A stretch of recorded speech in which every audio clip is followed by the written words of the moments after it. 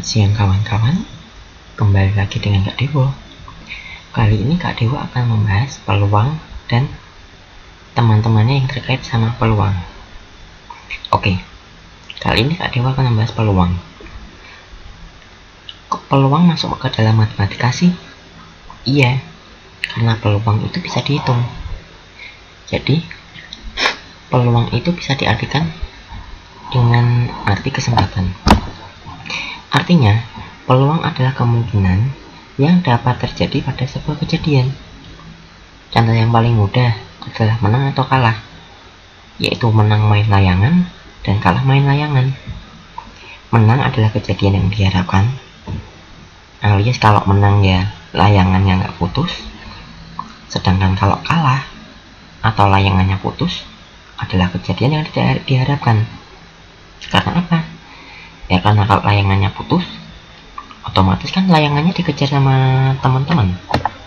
Otomatis nanti beli layangan lagi dong. Pasti kan nggak mau kawan-kawan beli layangan lagi. Mending menang kan? Lalu, kedua kejadian tersebut akan berjumlah 1 jika dijumlahkan. Seperti contoh, jika 2 jangan 2 ya, 1 aja deh. Jika satu uang koin dilempar, satu uang koin kok dilempar bersamaan, padahal kan dia sendiri. Jika satu uang koin dilempar, peluang untuk muncul angka adalah setengah. Maaf, ini ada ralat lagi. Jika satu uang koin dilempar, peluang untuk muncul angka atau itu setengah. Kenapa? Uang koin itu hanya ada dua sisi. Sisi yang angka sama sisi gambar. Gambar itu contoh kalau uang koin 500 rupiah, yang satu kan gambar bunga melati, yang satu angka 500, ya kan?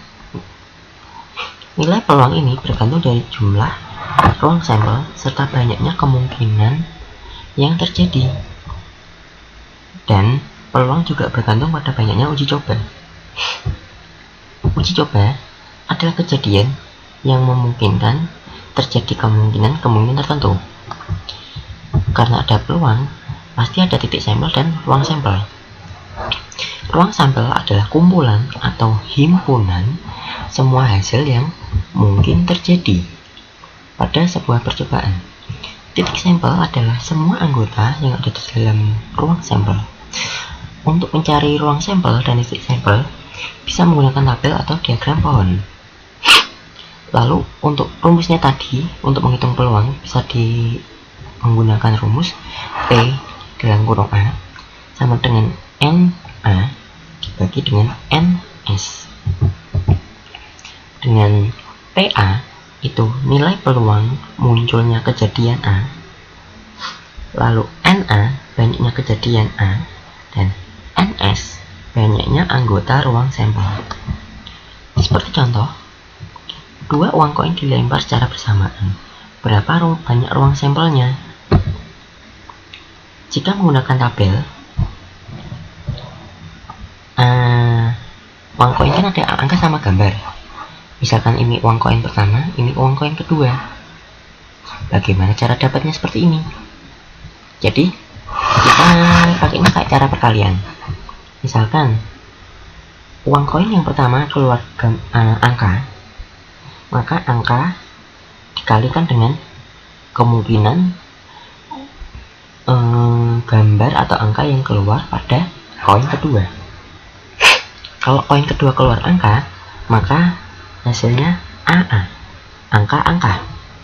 Kalau yang koin kedua keluarnya gambar, maka jadinya angka gambar. Begitu juga kalau uang koin pertama yang dilempar muncul gambar, dan koin kedua yang muncul itu angka, jadinya gambar angka. Dan kalau keduanya keluar gambar semua, jadinya GG, gambar-gambar. Lalu kalau diagram pohon ini sama kayak hampir mirip lah dengan pengerjaannya sama kayak ngerjain FPP atau KPK. Jadi ini yang pertama, ini keping koin pertama. Nah yang bawahnya ini keping koin kedua. Jika ketemu, dipertemukan A dengan A, nanti jadi tabel, jadinya bisa ditabelkan seperti ini. Sama kan kawan-kawan? Lalu untuk ruang sampelnya yang dapat ditulis jika menggunakan diagram pohon ataupun tabel itu penulisan kurungnya pakai kurung kurawal, karena ini untuk penulisan himpunan ya kawan-kawan. Jadi ruang sampelnya ada AA, angka-angka, angka gambar, gambar angka, dan gambar-gambar dengan peluang 1/4 dibanding setengah dibanding 1/4. Loh, yang ini kok setengah sendiri? Padahal kan beda angka gambar dan gambar angka. Angka dan gambar sama gambar dan angka itu sama kawan-kawan. Bedanya hanya munculnya pada koin keberapa. Hanya itu aja. Jadi kalau dijabarkan setengah ini pun juga 1/4. Jadi karena angka dan gambar dan angka ini sama nilainya, jadi dapatnya setengah. Lalu untuk menentukan ruang sampel bisa dengan rumus juga, yaitu X pangkat N. Dengan X itu banyak sisi benda. Maksudnya benda ini kalau pakai uang koin ya X-nya 2 dan N ini itu banyaknya benda. Jadi kalau ngelempar 2 uang koin ya N-nya pakai ditulis 2. Sehingga contoh di atas bisa dirumuskan dengan 2 pangkat 2. Contoh soal, 3 uang logam dilempar bersama. Tentukan ruang sampel dan masing-masing peluangnya. Oke, yang ini agak berbeda. Kenapa? Yang sebelumnya 2 uang logam, yang sekarang 3 uang logam. Oke, cara mengerjakan dengan tabel masih mirip dengan yang sebelumnya. Seperti ini, yaitu angka dan gambar. Yang ini langsung untuk keping kedua dan keping ketiga koin. Yang ini keping 1 dan keping kedua koin. Jadi kalau tabel ini mengerjakannya sama seperti kayak perkalian. Ini dikalikan ini ketemu ini dikalikan ini ketemu ini dikalikan ini ketemu ini, dan seterusnya.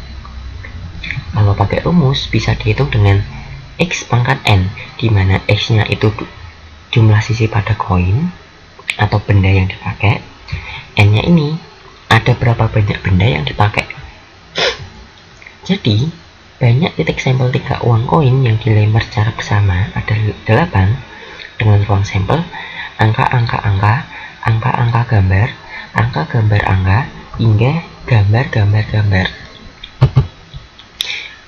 Soal selanjutnya, 2 buah dadu dilempar bersamaan.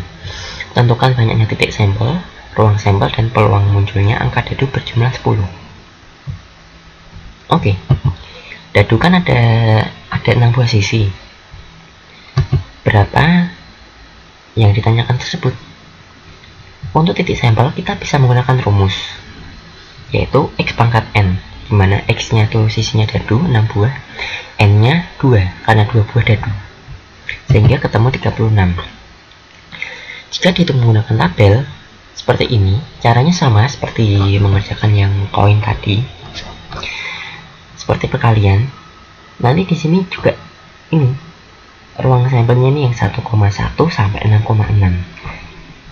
Jika dihitung banyaknya ini ada 36 titik sampel.